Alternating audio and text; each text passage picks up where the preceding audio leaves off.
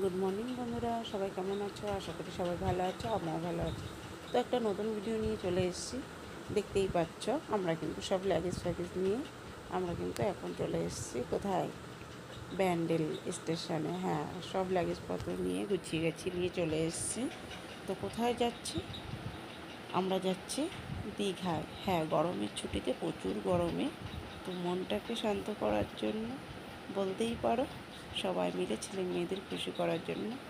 তো আমরা দীঘায় ব্যান্ডেল স্টেশনে উঠে এই গাছটাতে কিন্তু প্রচুর পরিমাণে পাখি। তো ভোর তখন 4:30 বাজে। তো সেই আওয়াজটা কিন্তু অদ্ভুত সুন্দর, মানে এত সুন্দর ধারণার বাইরে। যাই হোক, তারপরে কিন্তু আমরা ব্যান্ডেল টু হাওড়া যে ট্রেন, তো সেই ট্রেন কিন্তু আমাদের 1 ঘন্টায় আমরা কিন্তু পৌঁছে গেলাম। তারপর কিন্তু আমরা তাম্রলিপ্তে যে ট্রেনটা হয় হাওড়া থেকে, সেটা কিন্তু আমরা দীঘাতে, হ্যাঁ, সেই ট্রেনে চলে দীঘাতে চলে এসেছি।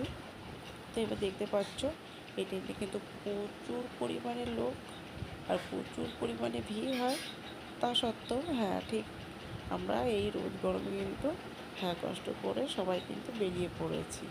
যাই হোক, দুদিন আনন্দে থাকবো বলেই সবাই বেরিয়েছি।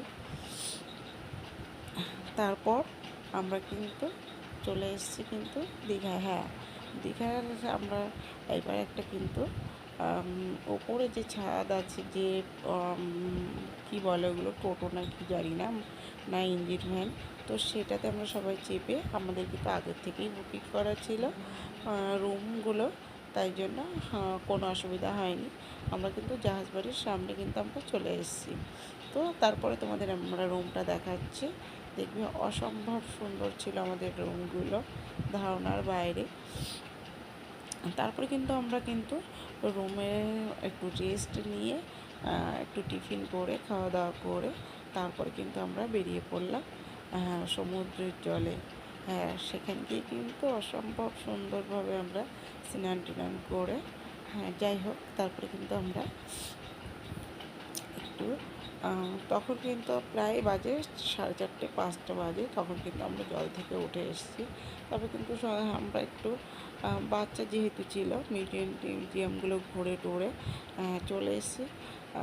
আর দীঘায় গেলে যে ফিশ ফ্রাই খাবো না, সেটা তো হতেই পারে না। সেটা সবারই খেতে পছন্দ। তো ছেলে আর মেয়ে গেছিলো যেহেতু, তো ওদেরও খুব পছন্দ। তো ওরা দুজন কিন্তু সস দিয়ে খেয়ে নিয়েছে। তারপরের দিন কিন্তু সকালবেলায় কিন্তু আমরা কিন্তু এখানে কিন্তু 2 রাত 3 দিন ছিলাম। তো সেইভাবেই আমরা ঘুরেছিলাম, সকাল বিকাল এবং রাত দুপুর সেইভাবেই। তো সকালবেলায় কিন্তু আমরা ওল্ড দীঘায় গেছিলাম। তো ওল্ড দীঘায় কিন্তু বড় বড়, খুব বড় বড় মাছ, হ্যাঁ, নিউ দীঘায়ও আছে।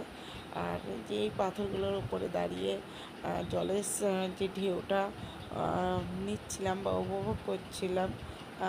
তো আমি একা নয়, সবাই নিচ্ছিল, ছেলে মেয়েরা দুজন, ওরা তো একটু ছোটোই ছিল, ওরা তো খুব ভয় পাচ্ছিল, তা সত্ত্বেও নেওয়া হলো। খুবই ভালো লেগেছে। আর আমার এই ভিডিওটি যদি ভালো লাগে তাহলে লাইক কমেন্ট শেয়ার করে পাশে থাকবে।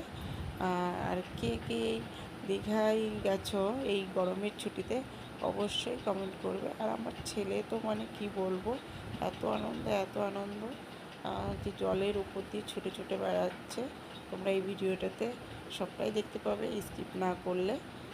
আমি বলবো তোমরা যেন স্কিপ না করে ফুল ভিডিওটা ওয়াচ করবে, তাহলে সমস্তটাই দেখতে পাবে যে ভিডিওটাতে কেমন কী হয়েছে, আর কী কী মাছ দেখানো হয়েছে, কতটা আমরা কী ঘুরেছি।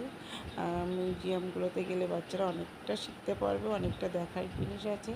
দীঘায় গেলেই যে সমুদ্রে স্নান করতে হবে সেরকম কিছু নেই, অনেক কিছু শিক্ষার ব্যাপারও আছে। তো আজকের মতো টাটা, বাই বাই। ভিডিওটি ভালো লাগলে অবশ্যই লাইক কমেন্ট শেয়ার করে পাশে থাকবে।